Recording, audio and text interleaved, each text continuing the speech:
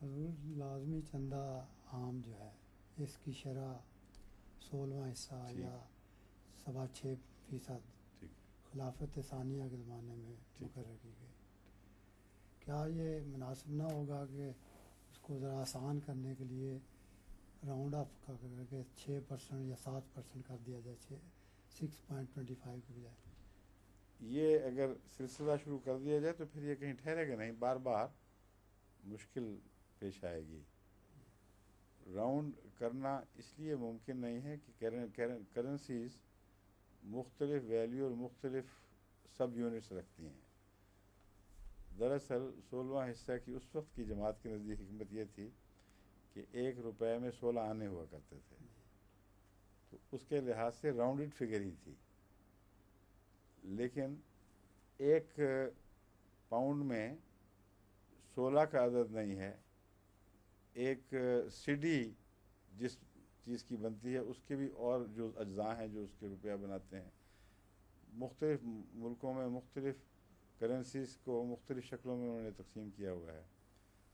تو یہ بحث جب چلے گی تو ہر کرنسی میں پھر راؤنڈ فگر بنانے کی ضرورت پیش آ جائے گی. آپ کی تجویز یہ ہے کہ پرسنٹیج کے لحاظ سے اس کو 6% کی بجائے 7 کر دیا جائے یا 6 کر دیا جائے. جی یہ مطلب ہے نا، میں جی سمجھ جی گیا ہوں. ہاں، میں باقی بتا رہا ہوں پھر کہ ان کے ہاں جو دقت تھی وہ یہ تھی کہ پرسنٹیج لوگوں کو کہاں یاد ہوتی ہیں، اور ہر شخص کے لیے پرسنٹیج کرنا مشکل ہے. سیدھا سادہ آدمی سمجھتا تھا اس زمانے میں، پنجاب کی بات ہے، 1 روپے کے 16 آنے، 1 آنا اللہ کا باقی میرے، یعنی اللہ نے دیے ہیں مگر اس میں سے میں سر دست 1 تو ضرور دوں گا واپس. اب یہ جو پاک روایت جس زمانے میں جن لوگوں نے قائم کی تھی ان کی تاریخ بھی ساتھ محفوظ ہو گئی ہے. اور اگر آپ اس کو بدلیں گے تو کم کریں گے تو سلسلے کا نقصان ہے چوتھے حصے کا. زیادہ کریں گے تو لوگوں پر 3/4 کا زیادہ بوجھ پڑ جائے گا. اگر راؤنڈ کرنا ہے تو پرسنٹیج بھی ہو سکتا ہے نا. جی کرنسی کے لحاظ سے جو میں نے بتایا نا، ہر کرنسی کے الگ الگ فگرز ہیں، اس کے مطابق راؤنڈ کرنا مشکل ہے. تو جب آپ اس میں راؤنڈ کرنے کی کوشش کریں گے تو پرسنٹیج بدل کے کیا بنائیں گے، 7 یا 6 جی یا 5؟ بتائیے. نہیں 7 یا 6. 7 یا 6. 6 کی صورت میں نقصان، 7 کی صورت میں زیادتی. نہیں زیادتی نہیں وہ تو زیادتی اس لیے ہے کہ یہ ایک لمبے تجربے کے بعد جماعت نے اس بات کو ہضم کر لیا ہے اور رائج ہو چکا ہے باقاعدہ نظام. اب آپ نے اضافہ کر دیا اس میں تو آئندہ پھر اس سلسلے میں اضافوں کے راستے بھی کھل جائیں گے، سمجھے. دوسرے اس کے علاوہ بھی کچھ ایسی اس میں حکمتیں تھیں جو اس وقت لوگوں کے پیش نظر نہیں تھیں لیکن بعد میں ورک آؤٹ ہو جاتی ہیں. مثلا 30 روزے سال کا کتنا حصہ بنتے ہیں؟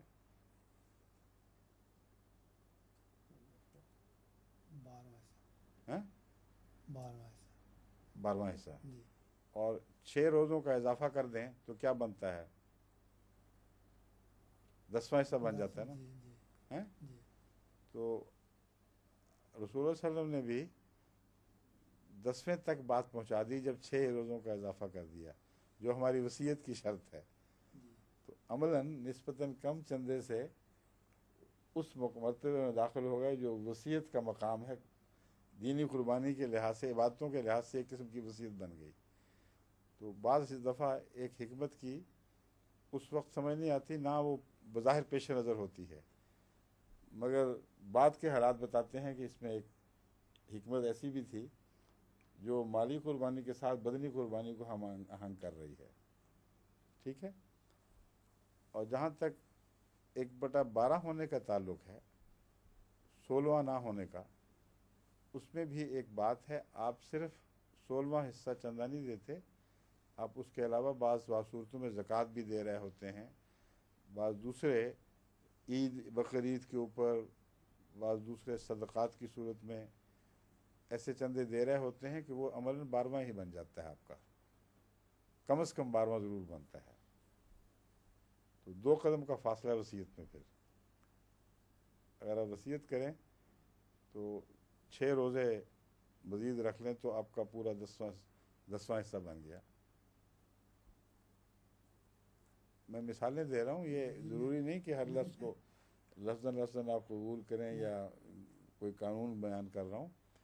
میں سوچ کی بعض مثالیں آپ کے سامنے رکھ رہا ہوں.